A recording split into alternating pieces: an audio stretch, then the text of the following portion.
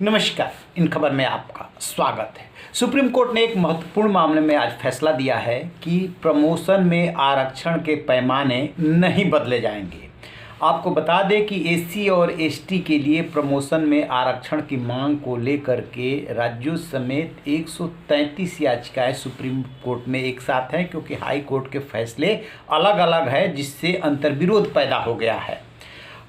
इसकी सुनवाई justice L Nageshwar Rao, Sanjeev Khanna और गवई कर रहे थे और इसके बाद इस मामले में आगे भी सुनवाई चलनी है।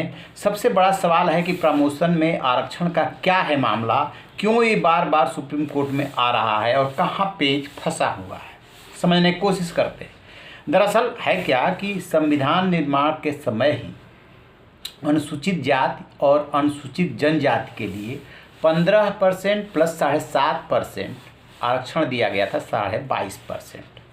वजह ये और तर्क ये था कि जो निचला तबका है, अनुसूचित जाति है, अनुसूचित जनजाति है, वो सामाजिक और शैक्षणिक रूप से इतना पिछड़ा हुआ है, इतना दबा हुआ है कि उसको ऊपर उठाने के लिए इस आरक्षण की ज़रूरत है। आरक्षण दे दिया गया, आरक्षण आज भी वो लागू है। इसके बाद आगे चल करके ये बातें उठी कि जो इस वर्ग के लोग हैं वो क्लास 1 के सर्विसेज में या क्लास 2 के सर्विसेज में कम है, लिहाजा इनको प्रमोशन में भी आरक्षण मिलना चाहिए। संविधान से प्रमोशन में आरक्षण नहीं दिया गया था, नौकरियों में दिया गया, लिहाजा इनको प्रमोशन में भी आरक्षण मिलना चाहिए।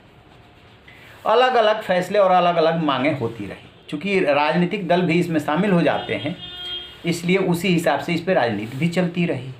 2006 में नागराज का एक प्रसिद्ध फैसला आया, जिसमें कि सुप्रीम कोर्ट ने ये कहा कि प्रमोशन में आरक्षण के लिए बहुत विस्तृत फैसला है, लेकिन जो इससे जुड़ी हुई बात है, ये ज़रूरी है कि ये पहले देखा जाए, समीक्षा की जाए, रिव्यू किया जाए कि जो काडर है उस काडर में इस वर्ग का समुचित प्रतिनिधित्व है कि नहीं है।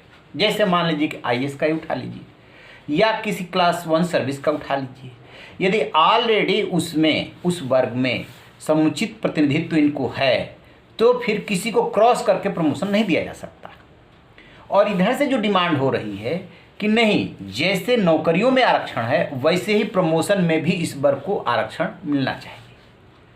तो उसके लिए सुप्रीम कोर्ट ने ये कहा था कि आप एक काम कीजिए, एक निर्धारित अवधि के बाद, मतलब 5 साल, 2 साल, 7 साल, कोई फिक्स कर लीजिए 10 साल, ये समीक्षा की जाएगी कि क्या उस राज्य में, उस संवर्ग में, उस समूह में समुचित प्रतिनिधित्व इस वर्ग का है कि नहीं है। इस पे जो है, यदि समुचित प्रतिनिधित्व नहीं है तो फिर राज्य दें, और यदि समुचित प्रतिनिधित्व है तो फिर क्यों दें। तो इसको लेकर के केंद्र सरकार को गाइडलाइंस बनानी थी कि वो अवधि कितने दिन होगी जब समीक्षा की जाएगी। एक बात तो ये बोला था सुप्रीम कोर्ट ने। दूसरी बात सुप्रीम कोर्ट ने ये कहा था कि डेटा आपको देना होगा, हवा में नहीं कर सकते। डेटा आपको बताना होगा कि 100 पोस्ट है इस समूह में और क्या इनको जो पहले से आरक्षण मिला हुआ है उतना आरक्षित वर्ग के लोग उस संवर्ग में हैं कि नहीं है।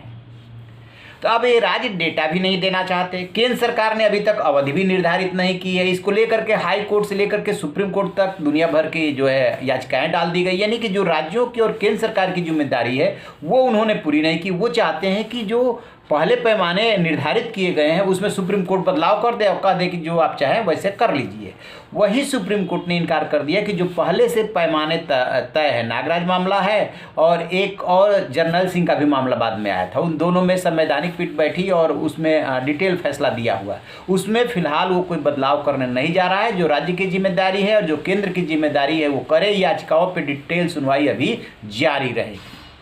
तो आप रहिए बेखबर, देखते रहिए इन खबर। Thank you. इन खबर चैनल को सब्सक्राइब करें।